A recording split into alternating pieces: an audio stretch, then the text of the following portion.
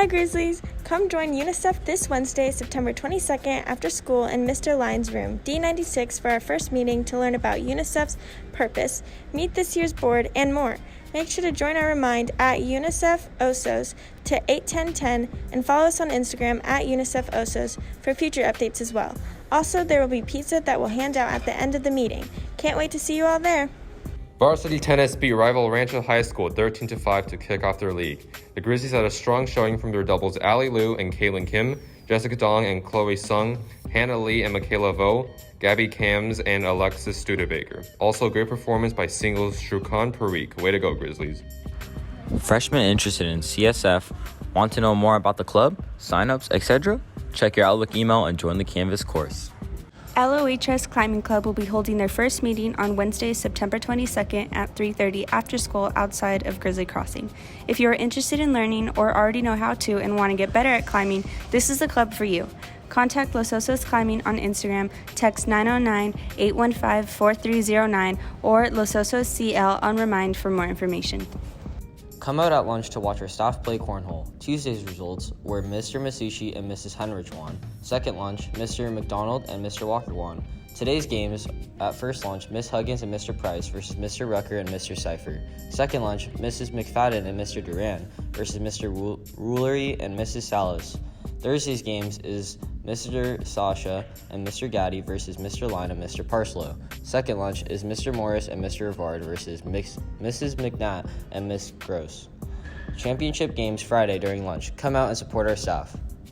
LOHS Climbing Club will be holding their first meeting on Wednesday, September 22nd at 3:30 after school outside of Grizzly Crossing. If you are interested in learning or already know how to and want to get better at climbing, this is the club for you. Contact Los Osos Climbing on Instagram, text 909-815-4309, or Los Osos CL on Remind for more information. Freshmen interested in CSF, want to know more about the club, signups, etc.? Check your Outlook email and join the Canvas course. Attention Los Osos students, LOHS Girls Water Polo will be hosting tryouts for the 2021-2022 season on September 27th, 29th, and October 1st. This is a full comprehensive tryout and athletes must be present for all 3 days.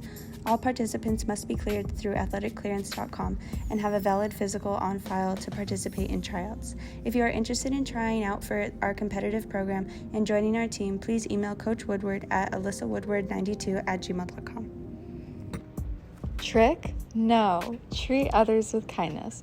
Grizzly Achievement is so excited to host our first Everyone Matters Conference of the year on October 1st. Come spend the day connecting with your fellow Grizzlies, developing your capacity for kindness, and seeing your value and the value of others. Scan the QR code now or find it on Instagram or Twitter at LOHS Achievement and sign up by Friday. Space is limited. Fellow Grizzlies, please participate in this month's Grizzly Gazette poll. Scan the QR code to vote for your favorite Halloween movie. The results will be published in the October newspaper.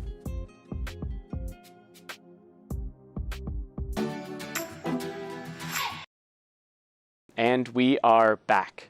Last session we talked about finding support. We talked about looking at hills and how sometimes they can seem steep when we look at them alone. But when we know we are tackling hard things together, that hill can look a little bit less daunting. The dare from last session, we talked about drawing those circles of support, figuring out people who you have access to who are really close to you and moving out a little bit further, a little bit further. The strategy was about identifying 3 people you haven't connected with recently and trying to make plans with at least one of them. And the gratitude practice, identifying one person in our life who has shown us support and imagining our life without them. So you know them, and hopefully you love them as much as I do. The Character Strong crew: Nadine, Malia, Driver, Hayden, Robert, and Jace. Reflecting on that dare, that strategy, and the gratitude practice. What's going on, everybody? Checking back in after getting to participate in this week's dare, writing the names down of the people, and then writing what support can look like from them next to those names. That was a cool little activity for me. I was able to, one, put emphasis on connection, which is amazing for me, and then also put an emphasis on the necessity of that connection in our lives and how important that is. And so I was able to write a note to one of the people in my inner circle, and they actually got back to me and said that they really enjoyed that and that it was perfect timing for them.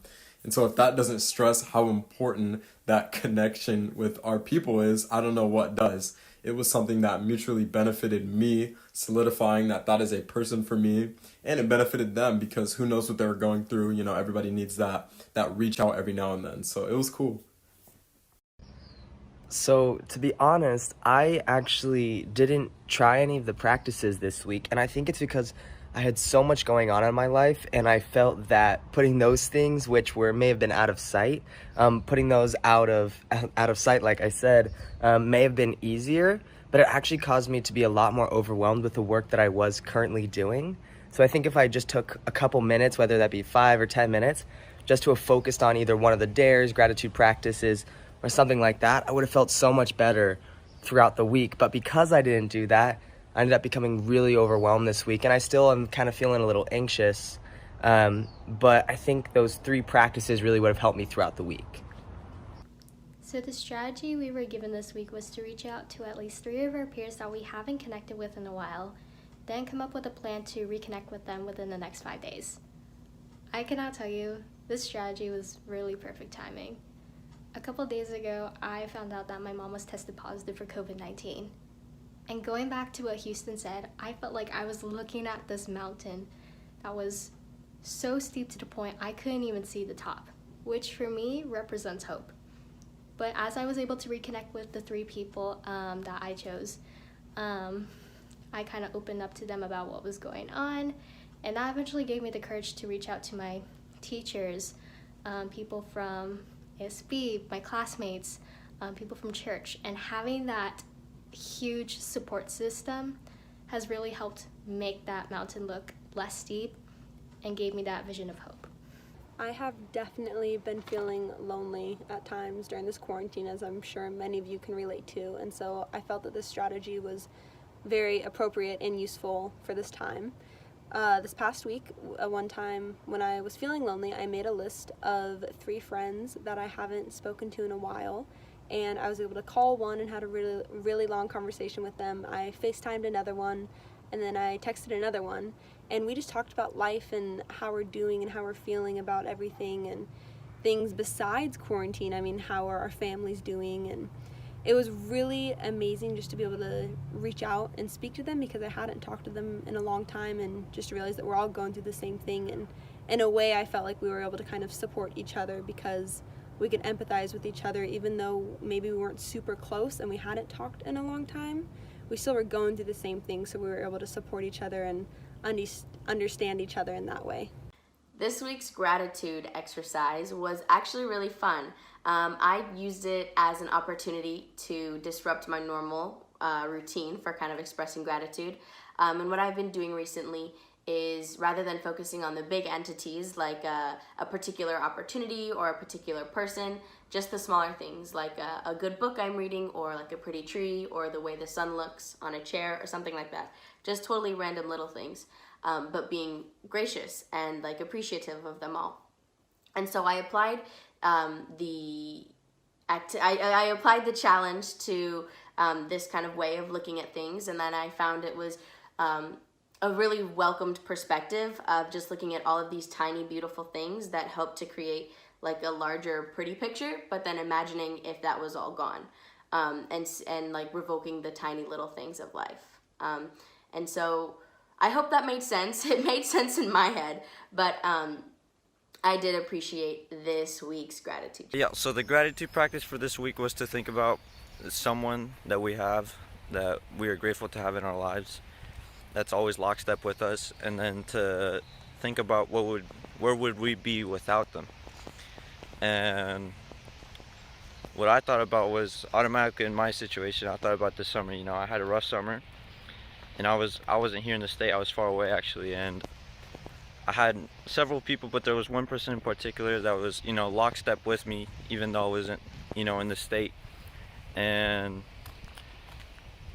I'm not really an open book, but I just feel like with this person, I can open up and, you know, just tell him, you know, how I'm feeling, what I'm going through. And when I think about what it would be like without that person, it just made me realize that, you know, he was a big help, and that it would have been a lot tougher without him. I hope that their reflections are a reminder that there is power in these practices. You don't have to do them perfectly, even if you only give one of these a try. Know that these things are proven to work, and you have them in your back pocket if and when you need them.